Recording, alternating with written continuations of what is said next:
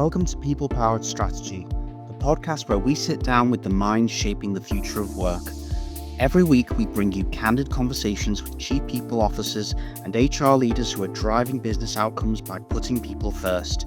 In each episode, we dive into the real-world strategies behind employee retention, talent development, and organizational growth, getting into the nuts and bolts of building HR systems that don't just support the business, but propel it forward.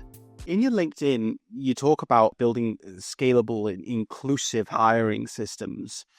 And I was just wondering, what does that look like in practice? And how does you kind of balance growth speed with inclusivity? I think that's kind of a great question, a big question that's on everyone's mind a lot of the time, is how you balance those two things. I'm wondering what your take on that is.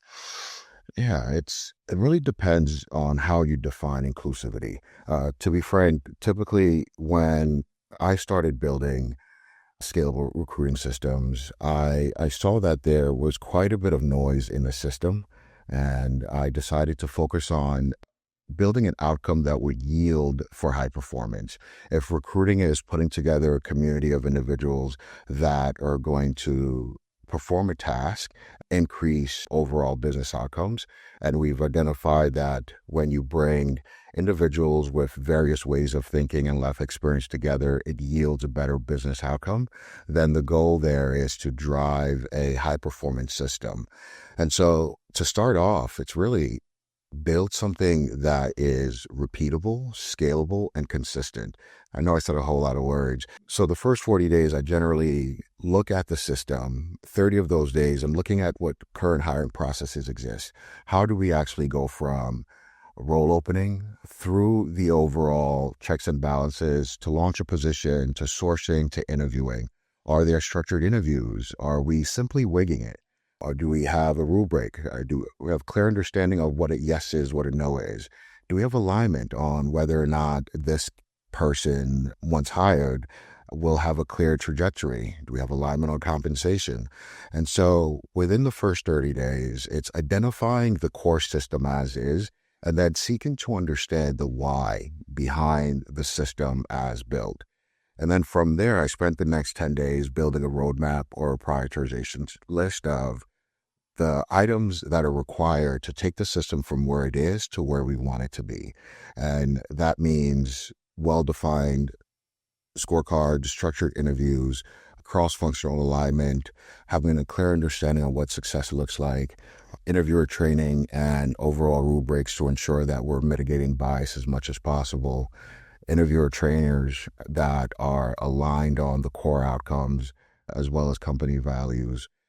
And that build can take some time, depending on what it is you're currently doing and how large your team is. And because keep in mind, when you join an organization and you've identified all of these gaps, you're still hiring.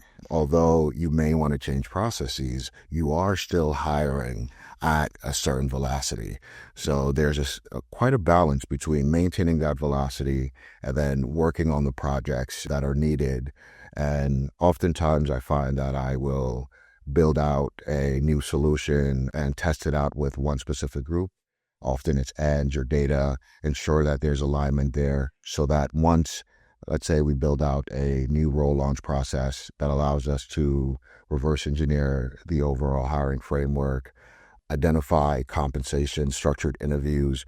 We roll it out with one engineering role and we reduce the time to hire by X percentage. That's a story. That's something that you can then bring to the rest of your team as justification for why we should switch from the way things have been to the way things could be. And I think it's incredibly important to get early wins within the organization and leverage that data to drive changes. But when it comes to inclusive, scalable hiring, I'll end with this. I look for systems that meet the need, that are repeatable, that are truly scalable, and that allow for continuous improvement, that we can edit as needed. And so whether it's building an interviewer training system that's digitized, a Point was actually one of the first places where I partnered with the marketing team to digitize our training. And I found it incredibly helpful because now we have a system where any new hires rather than leaning into the human bandwidth. They can leverage a system of learning that is outside of the overall talent team. Yeah, definitely. I think it's really, really, I think people underestimate the importance of having processes with things like hiring talent and things. And I think it's amazing to me that people can overlook it, because I think, the first impression that someone has of your company is so important as well. I think for both for retention and the obvious point is retention, and secondly for your reputation, I think. And I think, you really have to, I think from the inside, the company really has to make sure, I think, that people, when they first join an organization, that they're sufficiently, especially with scattered remote teams now, that people are sufficiently kind of being inducted into the processes there, right, as well, as part of it as well, and that they're aware of what the mission statement is. I feel like people can fall through the cracks very early if processes aren't in place.